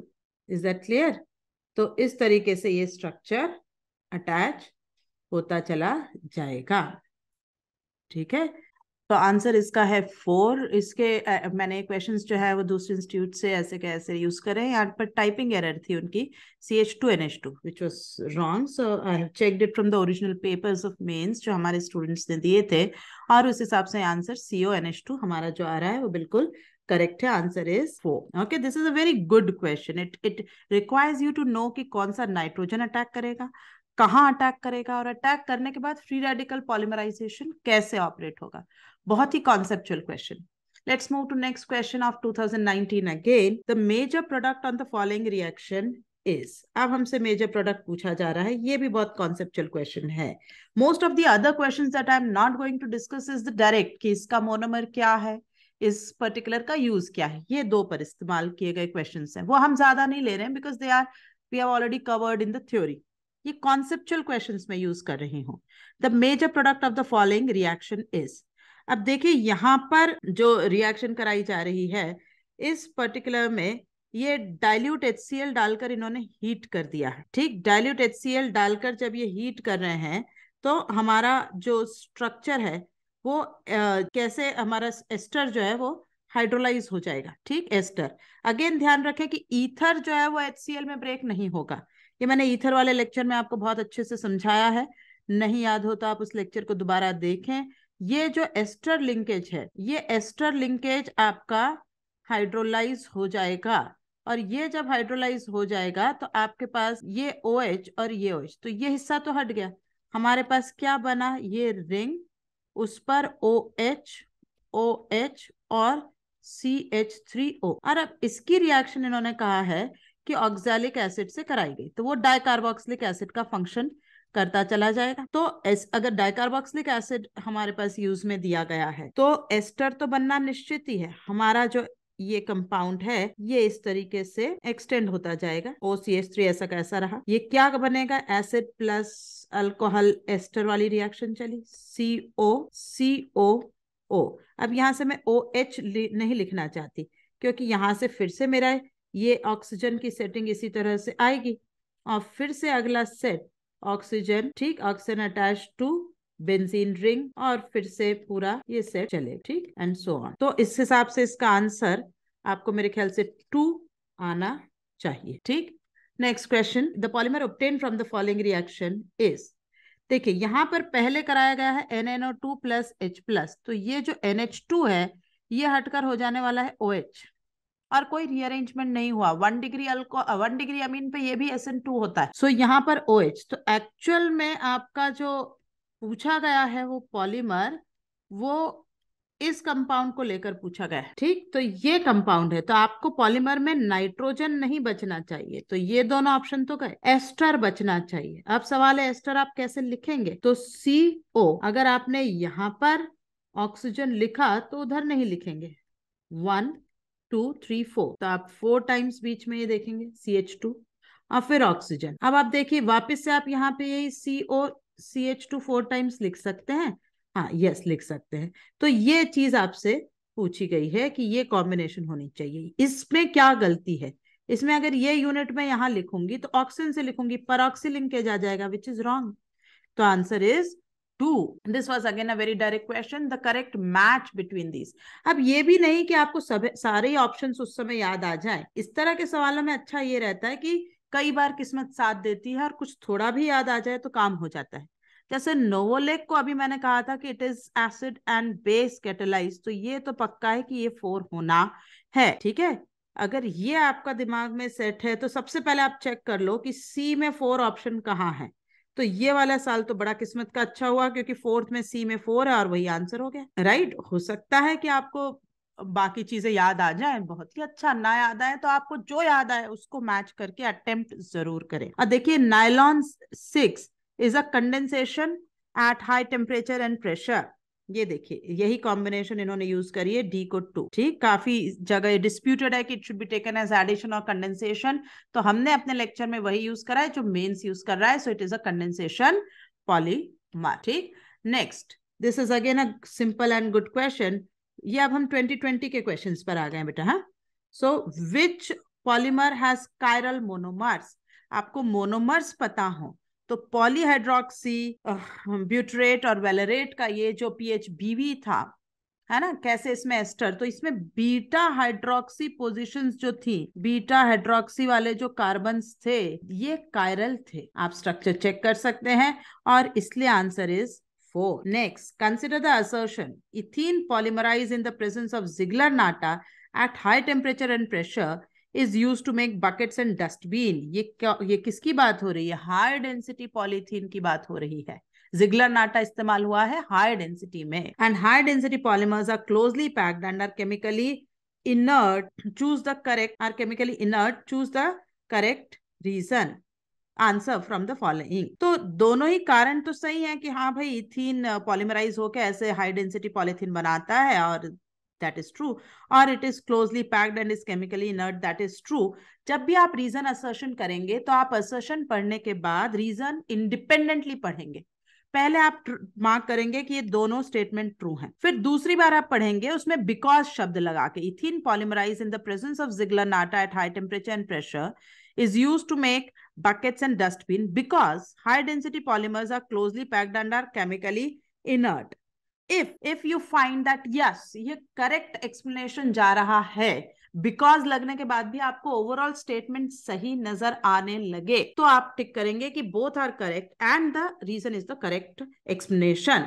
तो both A and R correct and R is the correct explanation, so answer should be third. तो क्या अप्रोच है रीजन असर्शन में? असर्शन पढ़ोगे उसका ट्रू फॉल्स अपने आप में, रीजन पढ़ोगे उसका ट्रू फॉल्स अपने आप में, और फिर दोबारा पढ़ोगे रीजन असर्शन में बीच में एक शब्द जोड़ के बिकॉज. Assertion because reason. अगर उसके बाद भी वो ट्रू हो तो आप वो टिक करेंगे कि हाँ भाई दोनों correct and it is a right reason. हो सकता है दोनों करेक्ट बट बिकॉज के बाद वो आपको नहीं लग रहा, तो दोनों correct but it is not the right explanation. Is that clear? Hope आपको ये पूरे लेक्चर से बड़ी हेल्प मिली होगी. अगर आपको ये लेक्चर पसंद आया है, लाइक बटन हिट करना ना भूलें. आपका लाइक बहुत यूजफुल है हमारे चैनल के प्रमोशन के लिए. Do subscribe our channel and share it with your friends, family and peers. Help us grow, propagate the channel. Thank you.